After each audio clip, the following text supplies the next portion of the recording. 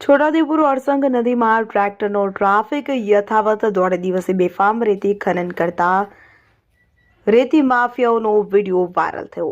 જિલ્લા વહીવટી તંત્રના જિલ્લા મથકની આસપાસ અરસંગ નદીમાંથી ચોરાતી રેતી દીવા તળે અંધારું જેવો ઘાટ।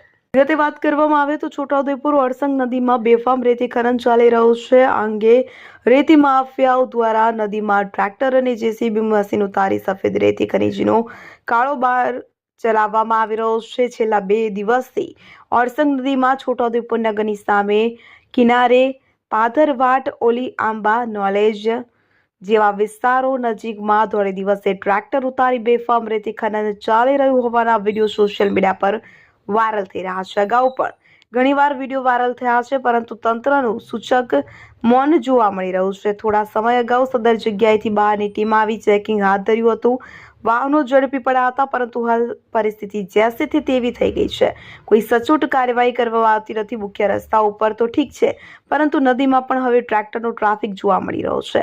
જિલ્લા વહીવટી તંત્રની મુખ્ય કચેરીઓ આવેલી હોય કે તેવા વિસ્તારોની નજીકમાં આસપાસ ગેરકાયદેસર રેતી ખનન થતું હોય તે ત્યાં સુધી વ્યાજબી છે। પ્રજામાં તરહની શંકાઓ અને પ્રશ્નો ઉઠી રહ્યા છે।